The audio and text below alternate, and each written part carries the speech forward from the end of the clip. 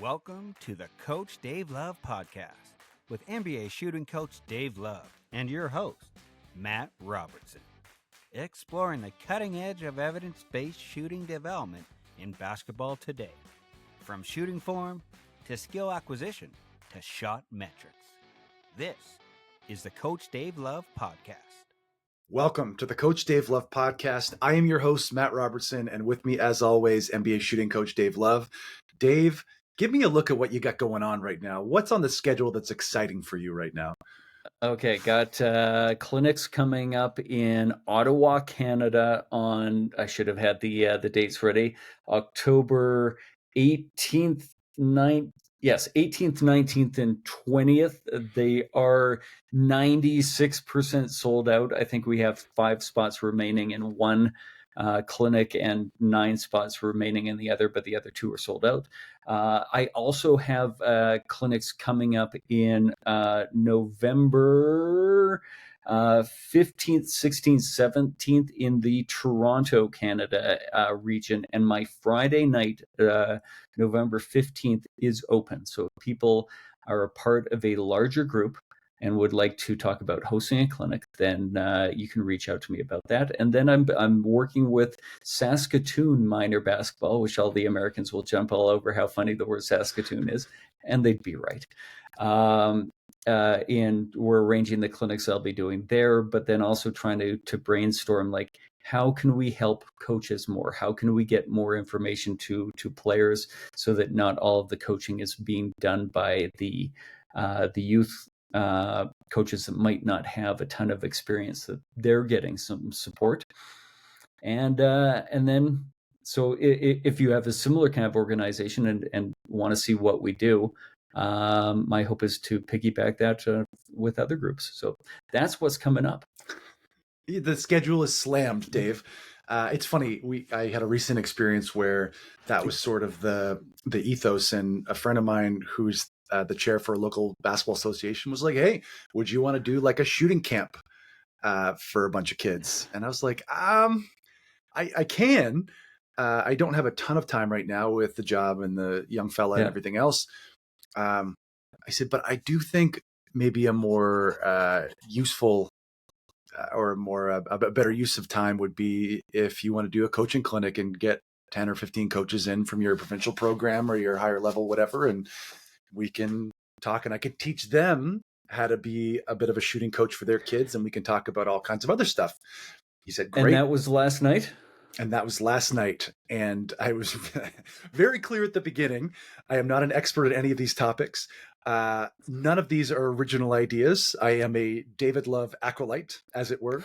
And I joked in a text after. I said, I think I said your name 87 times. However, I do think that having a school of thought is better than an opinion, and your opinions are closer to fact than my opinions are. So that's what I'm going to reference until I find a better way in 30 to 40 years. Well, and what I want, I want people, the listeners, to understand, like, what you just described is how I feel about skill acquisition ideas. Like, I am not an expert, and I don't claim to be an expert. What I claim to be educated, and I also acknowledge I'm going to get things technically wrong, but they're going to be technically wrong in theory based on 25 years of experience. And so the skill acquisition people that I've talked to, and I had like 3 different conversations in the last 12 hours with my skill acquisition mentors about, hey, I've heard of somebody doing this sort of thing. I feel like this misses the mark in this kind of a situation. Am I missing the mark? Or like, what do I need to be aware of? And I feel like my point in this podcast is to just share with people how I'm currently doing things based on my experience and the stuff that I'm working to get educated on, and open up the conversation. So I love that you then took that to the next level and opened up a conversation and were able to be humble enough to say, like, hey, I'm not perfect in this. I'm still learning myself, but we're all still learning, and that's great, and that's encouraging to me. So congratulations for you for doing that. I mean, thank you. I will say that if the listeners have been with us since day one, or if you go and listen to episode 1 through episode 20 or episode 40 or whatever we're at right now, not 20. Sorry, I have a small child. Do you know that? You have seen every bit of study that I've done in this area. Like, I've intentionally stayed blind through this process as much as I possibly can, so I can ask real questions, not from a place of like, so Dave, tell me about that, Right.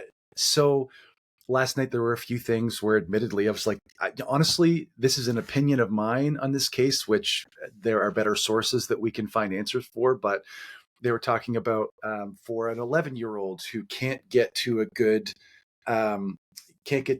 set point and it's a little low, and how should we approach that? I was like, well, honestly, like, a lower set point is not a bad thing for kids that need a little more power, but having the ball pass through your field of vision on the way through to finish is not ideal because you're losing sight of the target. And okay. So Dave, how should I feel about this when we're talking about an 11-year-old who can't quite get to the set point above my eyes like I want it? Evolve towards it over the next 7 or 8 years. That and I based on what you're saying, I think that's kind of where you're going. That like, I don't want an 11-year-old to try to change to a mature shot, but I don't want that 11-year-old when they're 17 to still have the 11-year-old shot. I want them to evolve towards the middle of the sandbox more. And the middle of the sandbox, I think, is a set point around the forehead. They're at the lower edge of the sandbox, and all of the workable solutions below that, or all the solutions below that, don't really work. They create a too flat shot. They create you shooting from the waist, and you can't get a shot off because even the 4'2" player guarding you can block it. But then on the flip side, we don't want to go the upper edge of the sandbox where we have no adaptability in that direction. We want to try and explore around the middle, and the 11-year-old is going to be exploring around the lower part of the middle based on their current circumstances and lack of strength. This is a really good segue into the episode, Dave, and we're kind of making a concerted effort today to get to the meat of the podcast a little quicker, which hopefully we can follow through into the future episodes. The topic for today is exploring around the concept of optimal versus perfect. And before we kind of jump into that, Dave, you mentioned the sandbox. Let's get into the sandbox portion of the discussion, because if you are a frequent listener, we've talked about this a number of times and really done a deep explanation of it twice, I think, but I do think it's worth revisiting for people who are newer or didn't quite get the explanation the first time around. So Dave, please explain to me your sandbox theory. Yeah, so the sandbox is the safe place to play. Like, the mom puts let's step into the modern world, and it's no longer the mom. The mom or dad puts their child in the middle of the sandbox while they're at the playground, because all they're surrounded by is sand and a couple of toy trucks, and it's safe there. If the kid is put in the middle or in the sandbox, but in the corner, depending on their age, they could fall out of the sandbox and now they're in danger. We want to put the kid in the middle of the sandbox, and then we can relax as parents knowing our child is safe.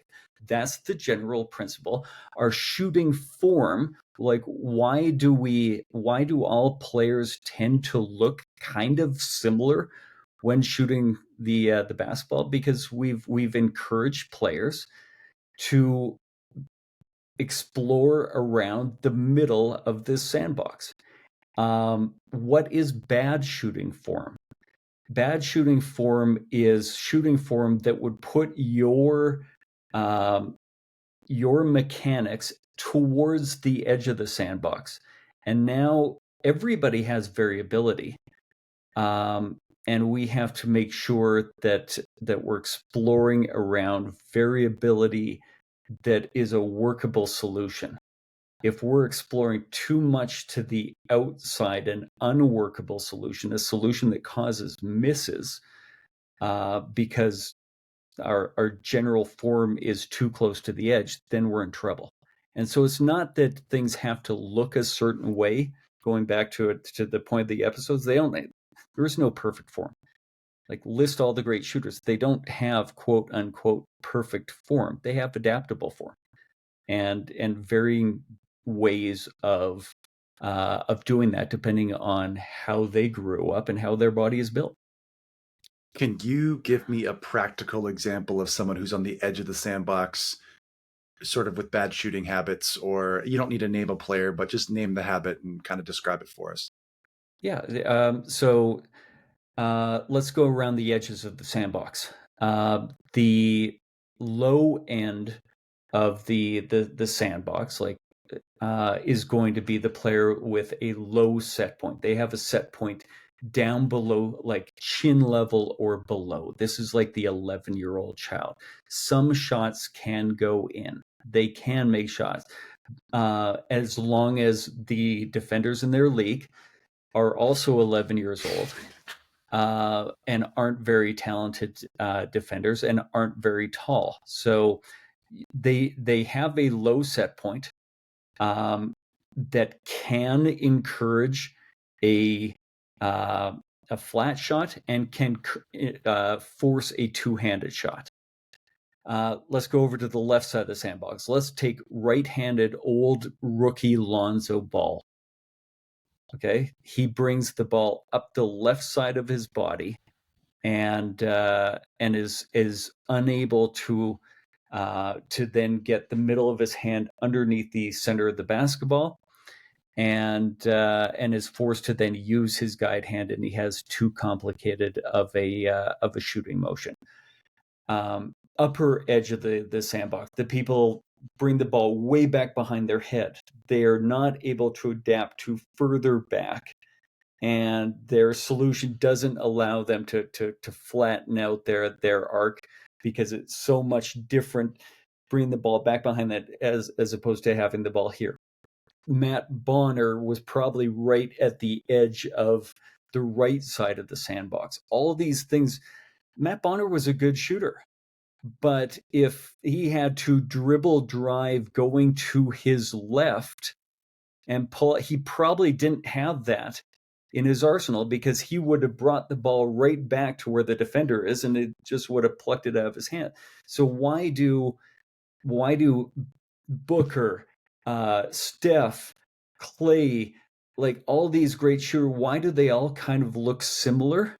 Because they're all exploring around the middle, which gives them a lot of variability. So hopefully that helps illustrate what I'm talking about. That makes a lot of sense to me, and it gives me sort of a physical representation that when my set point is right above my eye level, that's the literal middle of the sandbox. And when you're exploring outside of that, it's not just a metaphor. There's a physical aspect to it, where this section on the YouTube video, you can see where my square is. These are reasonable places that I can get a shot off from. But when I get too far outside of that, it's not impossible. It's just the habits become increasingly difficult. Yeah, and so where would I want the ball in a theoretical world? Online with the player's eyes, because that's what they're aiming with, and what online with what they're aiming for. I don't want Lonzo Ball where the ball is way over on the left side of the body, because then the player can't get the middle of their hand underneath the middle of the ball as easily, and they're forced to use their guide hand. Caitlin Clark does that. She's one of the best female shooters. By the end of her career, are we going to wonder if she's the greatest female shooter that's ever lived, or even the greatest shooter? Who knows? Like, she's found a pretty workable solution. Is she at the edge of the sandbox like Lonzo Ball was?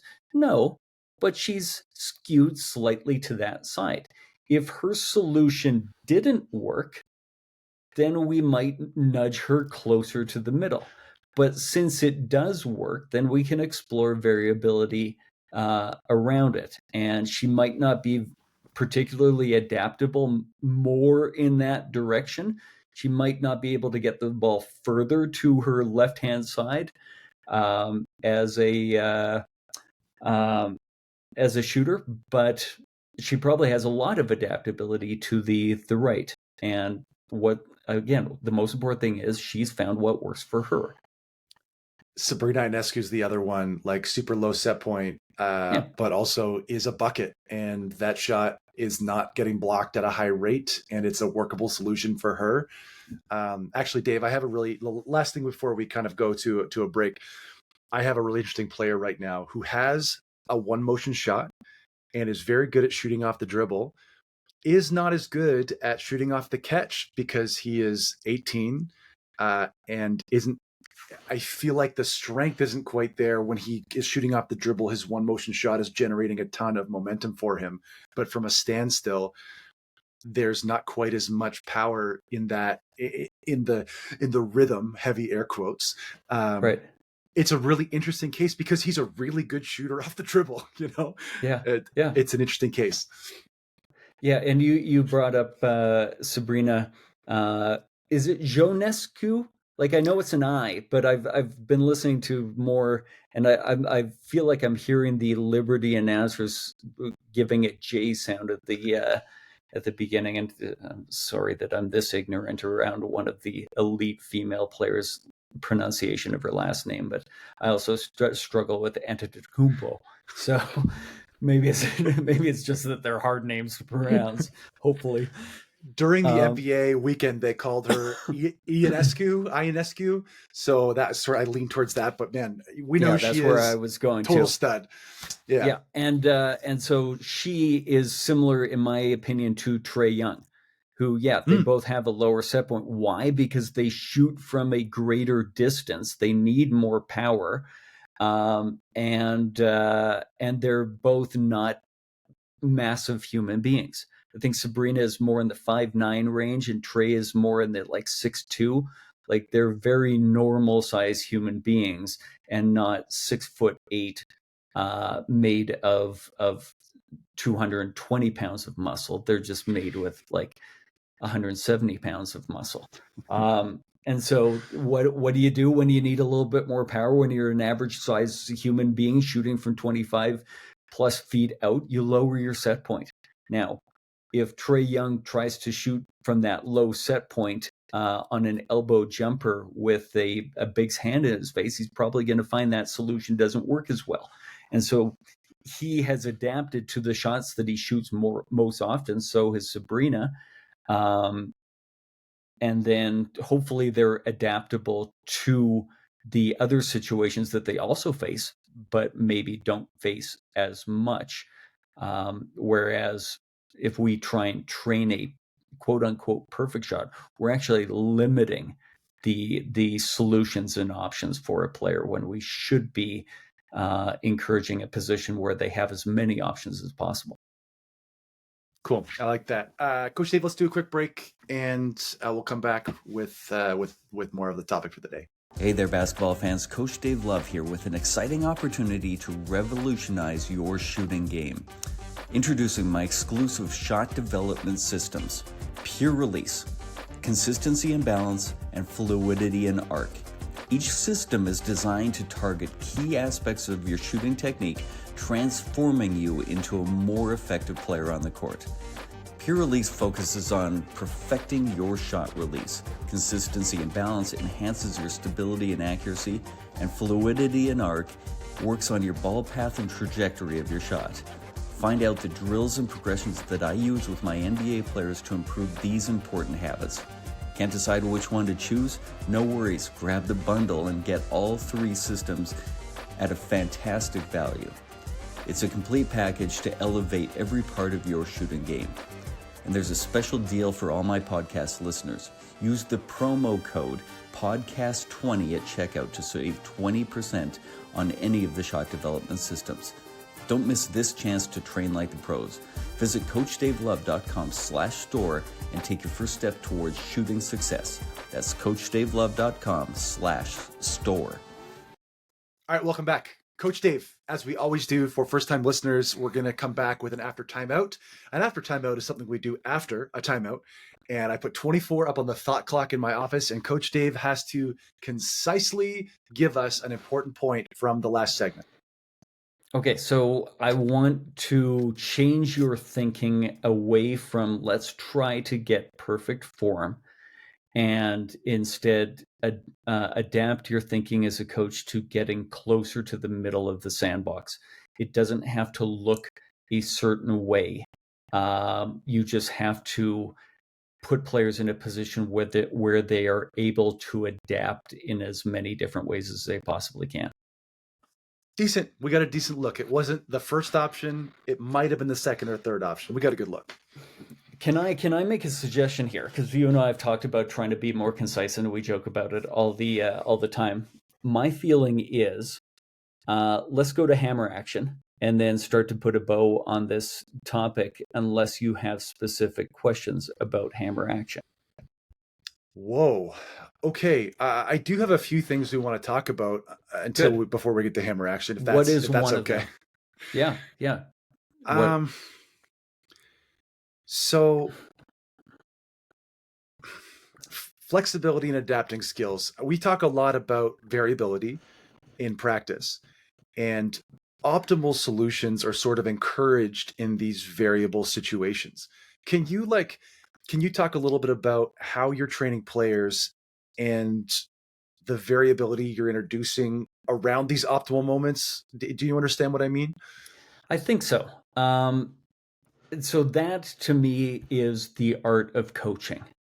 Is we don't want to oversimplify the situation so that we're teaching the perfect thing. That's never going to happen. And when we have to simplify that much, the thing that we're teaching probably isn't going to translate to a game. So to me, the art of coaching is being able to assess how much do I need to simplify, how much variability can I add to the situation while still encouraging exploration around the more optimal, like in encouraging exploration around that middle of the sandbox. So let's go back and let's talk about the metaphorical sandbox for a second. I like that you distinguished that there is a metaphorical and sort of like a more literal sandbox. So the metaphorical, the person's habits put them up in the corner. They don't have a lot of adaptability. I know what I'm guiding towards. What I think will be the best solution is going to be somewhere around the middle. But I may encourage a player to explore the exact opposite corner, like make an equal amount unworkable solution, but just in a completely opposite way. Okay, so now they're sort of exploring around the lower right corner. Their habits are in the upper left. All right, now give me some where it's exploring the upper right corner. Like it's not it's a hybrid of the two the two mistakes. Now explore the lower left, and by identifying where the edges are, we're theoretically guiding people towards the middle. Now, as a coach, if somebody's a poor shooter, I don't want to spend a whole bunch of time exploring the outer edges. I want to use the outer edges to define where they are so that we have a concept of where the middle is. And then I want to start to guide towards there. But how exactly it looks when we get towards the middle, that is that's up to the player and up to like how well do they control. It doesn't need to look a certain way. They need to be able to control and adapt their way of doing it. And so somebody might be the upper side of the middle, somebody might be the upper left side of the middle, somebody else is on the left side of the middle, and they all kind of look the same-ish because it's a more optimal movement solution, but what that looks like for each athlete will be different. I think that this approach gives a lot of freedom, or will give the player some emotional freedom, right? Like, as coaches, sometimes we have a tendency, as average coaches, we have a tendency to put people in a box and be like, this is the box you're supposed to stay in because this is just how we do things. Right. And yeah, go ahead. Cook. And like the player-led approach is not just letting them go and they're off in their own little world exploring the outer edge of the sandbox. We're still coaching. And so when you're guiding somebody, they have been in the upper left corner, you're getting them to explore the lower right where, hey, this isn't exactly what I think is going to work either, but I want you to feel the end of this extreme. You're explaining that to them. And you've got to remain open-minded to say, like, maybe this does work for them. But they can't be left to feel like we're going to do this weird thing, which is different than your last weird thing, for no reason. It should be more of a, I want you to explore what this feels like. This is the opposite kind of mistake. And I just don't want you repeating your same old movement. I'm trying to interrupt the movement pattern. And I think the answer is going to be somewhere in the middle. But if I give you the middle, you're probably going to skew more towards your side. And now we're just going back to your old habit. Like, we've got to explain that to especially the more mature players.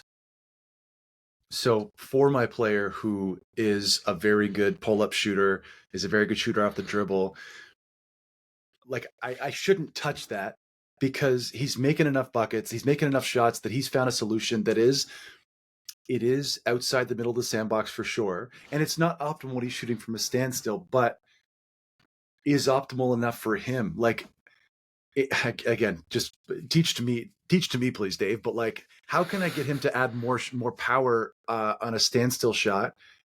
You know, like without touching his sort of his overall motion, his overall habits, because he is a pretty good shooter in a vacuum. Yeah, well, so I feel like the first thing is to make sure that we understand what is causing the significant drop in percentages, and you feel like, and I trust you, that it makes sense that is because of lack of power. Mm-hmm. That he gets the momentum of from his body into a pull-up, and plus the added benefit of pull-ups are usually shorter. So those two things, those two negatives add up to a positive. And also we have lower expectations of what a successful shot from a pull-up is going to be. So he can get the 40% pull-up jump shot because the momentum kind of solves the other problem. Whereas now we've got an expectation of I needed to be closer to 50 or 60% on an open catch and shoot 3. But you don't get the momentum that your body needs. Well, okay, even though it's a less than optimal, like less than perfect idea, can we get more of a step into the shot? Like, can we get in the habit of starting back, and now we're actively, like, dynamically 1-2 stepping into a catch and shoot? Or is the problem that he catches the ball out of position? He catches the ball on the outer edge of the sandbox, and it's not actually a physical strength thing. It's he just in the way that he catches the basketball creates a bigger problem that he can't solve, that somehow he's able to self-organize on the pull-up. So I think you're on the right track with the physical physical strength being the reason, but let's stay open-minded to the fact that it might be something else as well, and just kind of assess from there. This has been Coach Dave fixes all of Coach Matt's problems. Thanks for listening in. But really, though, like, go ahead. No, you're kind of you're making light of it, but yeah, I think we both know, like, there's probably several dozen people listening who go like, yeah, I know that kid. I don't know his name. I don't know the one that Matt's talking about, but I've got two of those players. And so hopefully that helped them a little bit with, and so I'm glad you brought it up. Like, I feel like this is the direction the podcast might need to move to a little bit more, is having these kind of discussions. Well, I think it's practical. I think it lives in the real world. And also it is exactly in line with the topic of the day. It is optimal for him in this current environment. Although, is it optimal, like, as he grows stronger? And he's an 18-year-old kid who weighs like $140. Like, will that be his optimal solution next year after a year of university food, university weightlifting? Like, maybe not. But interesting to add a practical element to a very theoretical conversation. Yeah, and next year he may need to adapt in a different way. And what drives me crazy is and people that say, "Oh, you can't change a player's shot when they're like, he's 17, he's been shooting this way for years." Well, I changed 27-year-olds' shots. They've been shooting that way for 20 years, 15 years. We can adapt as human beings and as players, and we should be challenging to do that as a coach. Do you want to do that when you don't know what you're doing as a coach? No, I'd encourage you to keep your mouth shut if you don't know, if you don't have a concept. You're going to ruin a player's career. But for those of us that do know, and for a player that is open-minded and wants to get better, it can absolutely be done. It's, well, first, your Aaron Gordon example is the proof in the pudding. 42% free throw shooter to 70% free throw shooter in 1 year. My experience, I was a bad shooter in high school, and I had a college coach that poured into me for 3 years, and he turned me into a professional level shooter. That was the only thing professional level about me. However, he was able to do that with somebody who was 20 and 22 years old, right? So proof in pudding here, proof in pudding there. It is doable as long as you have somebody at the helm that knows what the heck they're doing. Yeah, and that the players bought into the idea. So where are we going next? I was going to say, let's take another quick break, and we're going to come back with a little hammer action and kind of continue on the topic. Hey there, basketball fans. I'm NBA shooting coach Dave Love, and I've got exciting news just for you.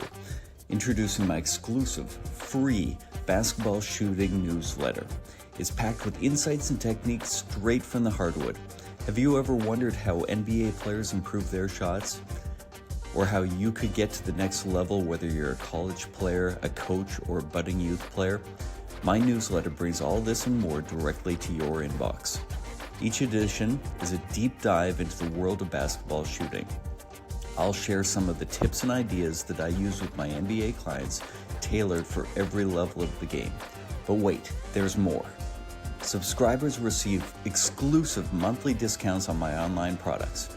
From training videos to personalized coaching sessions, you'll get it all for a fraction of the price. And the best part of all, it's absolutely free to join. So what are you waiting for?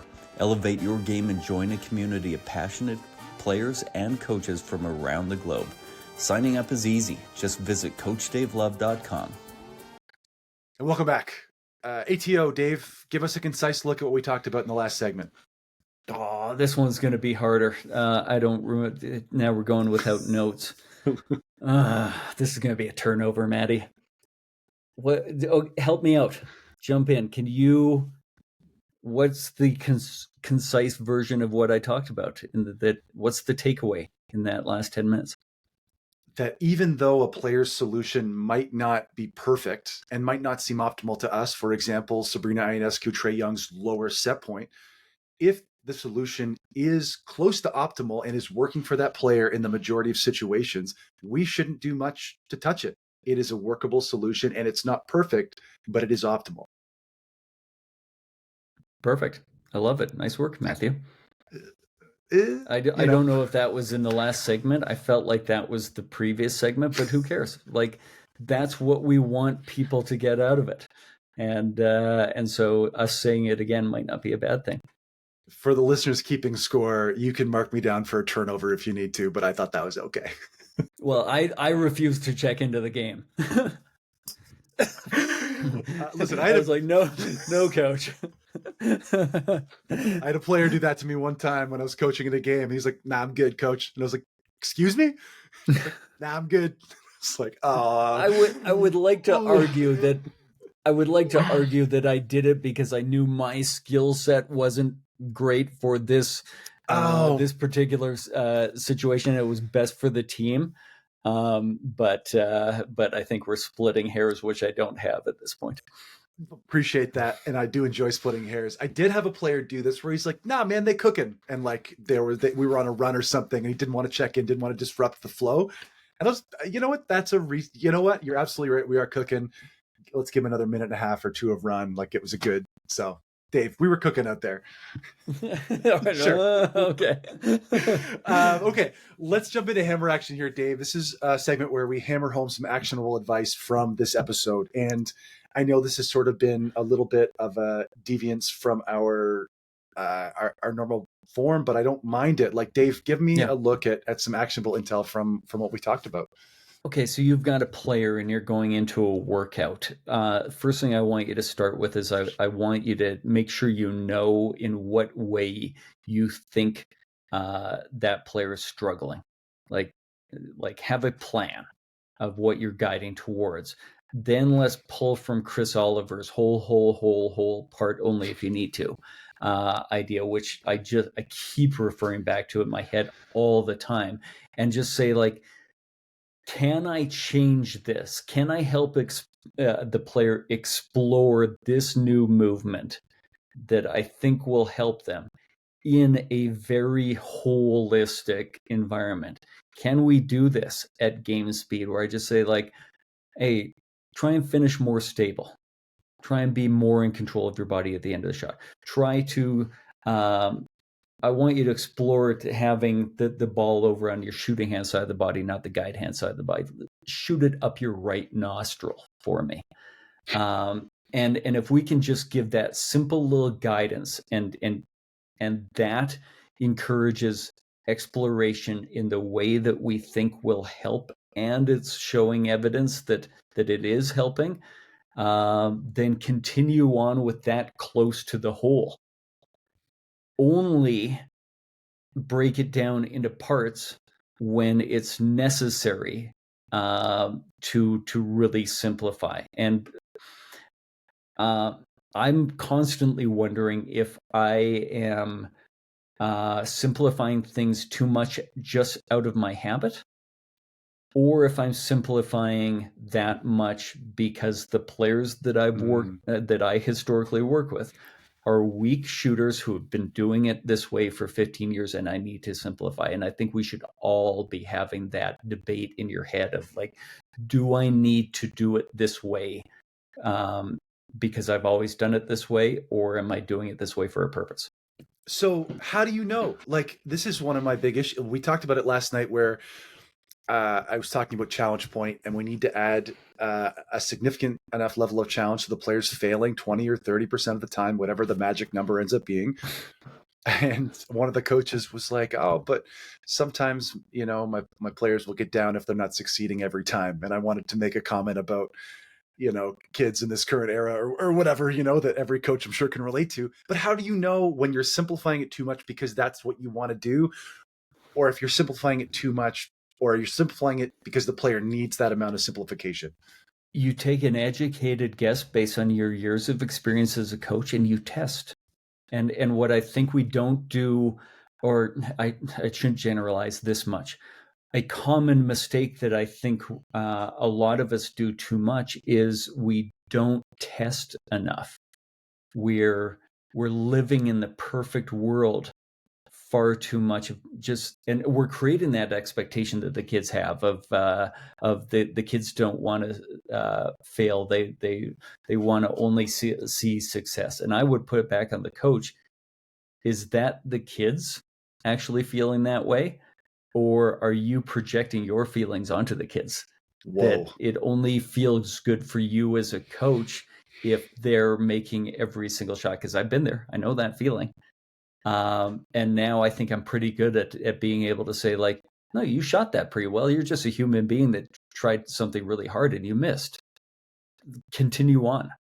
Or let's even add more, because you shot that well and you've made 40% of the 3-point shots that you in a relatively game-like environment. So let's make it a little bit more and see if we continue to make 40%. And so when you say adding more, you're talking about distance, pace, defender, whatever the layer is that you want to talk about. That's just make it a little harder for them, regardless of what that looks like. Yeah, make it more game representative. So at the end of the day, as always, our podcast comes down to game representativeness, variability, and adaptability, and having a flexible solution for these players, really. Yeah. And so did I do enough with the hammer action where, like, okay, simplify only if you need to, and then only as much as you need to if you feel like you need to simplify. And then as soon as things start, like literally 2 shots that they start to execute the habit, they start to explore around the middle of the sandbox a little bit more, then okay, now apply that into this situation, and you add a little bit more. You make it more game-like, and that may not happen particularly quickly, but it might.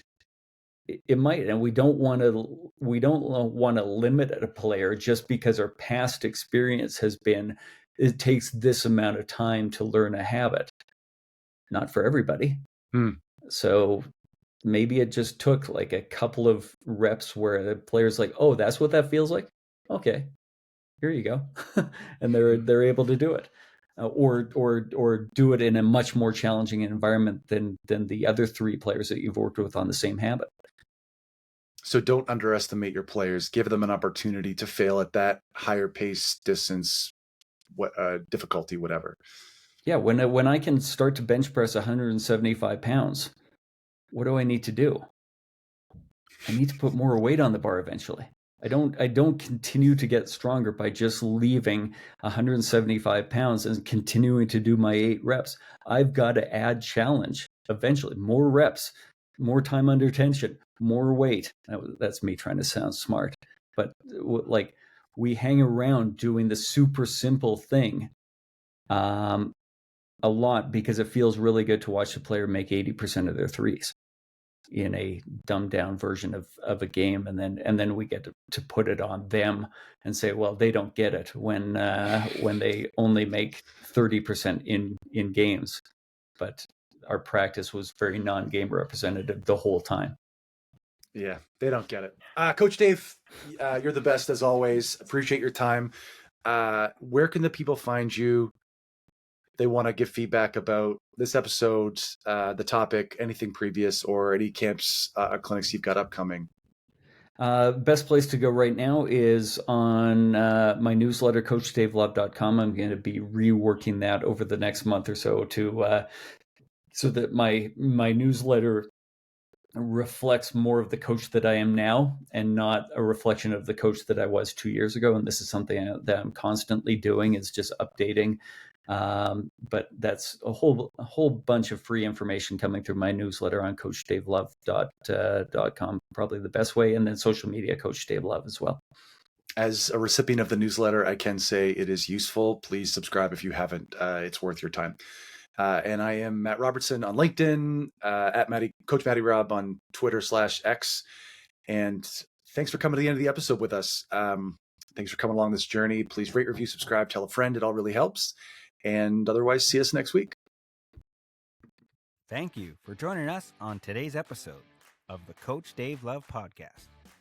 To stay up to date with our future episodes, please remember to hit the subscribe button on your favorite podcast platform. Don't forget to sign up for Coach Love's free shooting newsletter on CoachDaveLove.com, and be sure to follow him on social media. You can find him at Coach Dave Love.